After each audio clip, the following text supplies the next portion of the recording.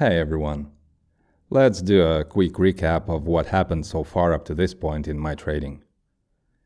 Initially, I started out with a few whitelist-based algorithms in Moontrader, trading on 50+ leverage coins. At that time, the market was pretty flat, and I was getting very few trades, even though they were all profitable. Having gotten tired of waiting around, I started using the active markets filter, which basically places orders on the top most active coins within the given time frame. I started first on Emulation to test the waters on a rather small distance of 0.6, and therefore I have chosen to limit my trading to Bitcoin volatility below 0.5% over 5 minutes. The Emulation results seemed very promising, and I started placing real orders with those same algorithms. This in the end revealed the fact that Emulation results are highly optimistic, because they are not subject to some limitations of real trading. The real results, on the other hand, were spotty and inconsistent at best. To improve the situation, I tried many different things. I tried slightly higher distances, I tried blacklisting badly performing coins on each side, I tried introducing a stop-loss delay, but the improvements were marginal at best. I was not getting any more money. I did not tank my deposit, but I haven't grown it much either. Feeling stuck at that point, I got away for a weekend far away from trading, hoping to come back with a few new ideas and a new perspective. What I came back with are a few generalizations. First, the market is not static. It changes over time, sometimes even in a rather short time. Therefore, what worked under one set of conditions might not necessarily work under a different set. Secondly, I need to expand my arsenal of functionality that I'm using in Moontrader to zero in as closely as possible on a specific market situation. Thirdly, most money is made on high volatility, and I've been limiting myself to a flat Bitcoin just to be safe. And as you may guess, money is not usually made by being too safe. So here we are. In order to trade on volatility, I need to figure out exactly what to do there. And this calls for an experiment, but a more focused one than ever before. I want to empirically and rather quickly determine the best performing distances instead of just guessing. So I am setting up a rather large group of emulators. What? Emulators? Didn't they show themselves to be hugely overestimating the profits? Well, instead of the absolute, we'll do a comparative analysis for the best combination of coin, distance, and Bitcoin volatility. And we'll see all of the optimistic scenarios and figure out which one is the best. And then we'll see if it proves itself in real life. So what I'll do is set up a grid of 4 distances on each side across 4 different levels of Bitcoin volatility. No blacklisting, just straight up whole USDT market.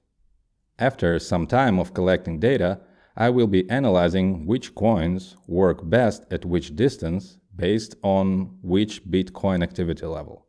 At least that is the plan.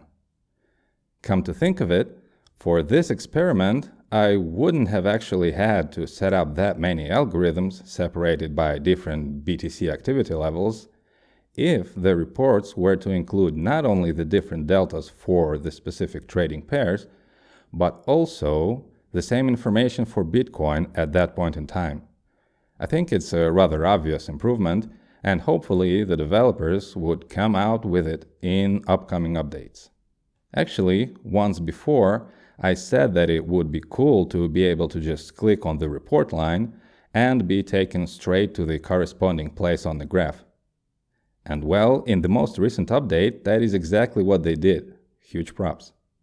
Eventually, I'll build a spreadsheet that might look something like this and try to populate my whitelist based on that. Always doing active markets only seems rather inconsistent, at least without substantially limiting them with smartly organized filters. So I better get to gradually building a whitelist of coins that I can trust. Let me set this whole thing up, and then I'll tell you about a few differences in the algorithms other than the distance and BTC volatility levels. So what I've done here is change a few things to lighten the load on the core during high volatility. Lots of things are changing and the core might not be able to keep up with it. I haven't told you that yet, but I've had 2 core crashes during high volatility due to insufficient RAM. So for my volatile algorithms, I'm first of all increasing the acceptable levels of trade latency. It always grows during volatility, and having the algos shut down if latency exceeds 1 or 2 seconds means that you essentially may miss all the action. For mid-range volatility I have it at 6 and for high volatility at 12. We'll see how that works. Actually, if you do end up missing all the action and don't have anything in your terminal to show you that you've missed something, you don't have it running and you don't see the messages about algorithms shutting down due to trade latency, then the only place to look would be in the core logs. I'll get into the logs in a later video, and there may be some very interesting stuff out there, the stuff you don't see in the reports or in the terminal.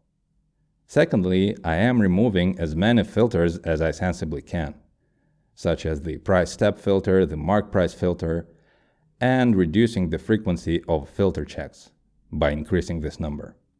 I want my core to keep focusing on placing orders as much as possible instead of doing all the filtering. We'll see how that goes as well.